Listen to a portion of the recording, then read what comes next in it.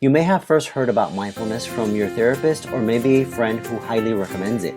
In your quest to learn more about it, you may have been overwhelmed with the amount of information on the topic.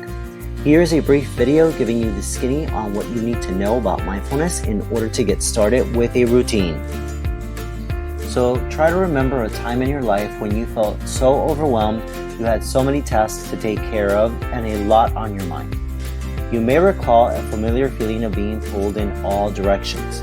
Reply to emails, pay bills, feed the dogs, walk the dogs, stop by the pharmacy, send a happy birthday text, exercise, prepare dinner.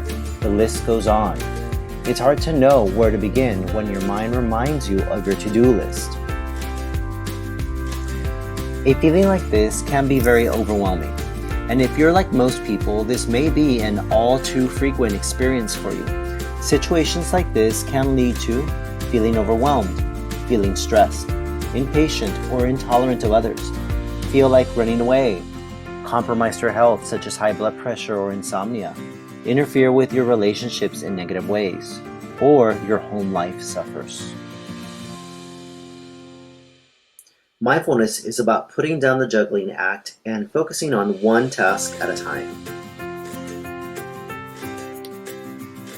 Our society has evolved to where we are constantly fed information, news, or social media updates that maintain our minds thinking on the past or contemplating the future, perpetuating thinking patterns that lead to feelings of depression, anxiety, or sometimes both.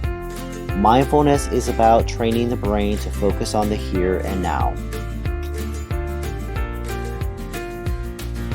Take this snow globe, for example. Imagine this is your brain with 60,000 thoughts whirling around and the feelings they cause. The mind can get cluttered, making it difficult to focus. Mindfulness assists in clearing the mind, settling the dust, making it easier to focus and completing the task. In order to understand mindfulness better, we're going to hit on a topic previously covered in a previous video, the amygdala. The amygdala is that part of the brain that triggers the fight or flight response, enabling us to survive a crisis. But it is also a place where we store emotional memory, especially fear. When our eyes perceive a potential danger or something closely associated to a previously experienced danger, our amygdala is activated, triggering the fight or flight response. Repeated exposure to that negative stimulating event, situation, animal, or circumstance, our brain will develop a habitual thinking pattern. The more times we spend taking this kind of thinking pattern or pathway, the likely is that this will become the natural or automatic way for us to respond, resulting in anxiety or depression.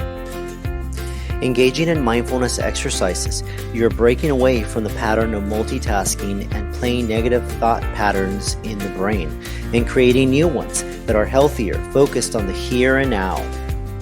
So here's a good way to start retraining your brain and practicing mindfulness.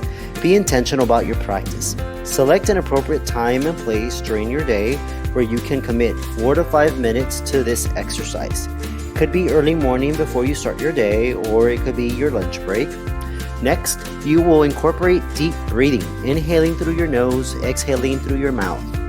Then you will bring your thoughts to the present moment by using the 5 senses, focusing on each one of them at a time. For example, listening to the sounds of your surroundings.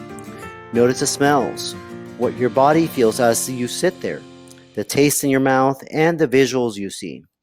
When you have a purpose in your brain, it's easier to concentrate on the meditation part of this exercise with less distracting thoughts. Something to remember, thoughts will come and go. When engaged in this exercise, you may notice that your brain drifts off thinking about something you have to do or a problem that worries you. This is perfectly normal. Our brain will always have thoughts, just like the ocean will have waves that come and go closer to the beach. Learn to be okay with those distracting thoughts. When you become aware of your distractions, simply acknowledge the thought. Have no judgment of it. It is not good nor bad. Then bring your attention once again to the here and now by engaging in the senses and your breath. As you get more skilled with mindfulness, you can incorporate the exercise throughout your day, such as when sipping on a cup of coffee, having lunch, enjoying a sweet treat, or simply enjoying a day out in nature.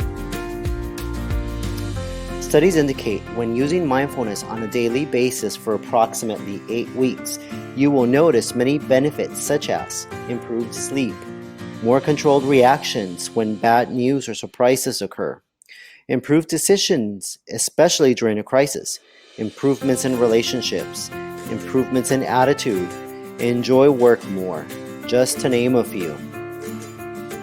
Hope you found this video informative and helpful in understanding mindfulness and its uses in managing anxiety-provoking thoughts. Stay tuned for future videos on mindfulness and other like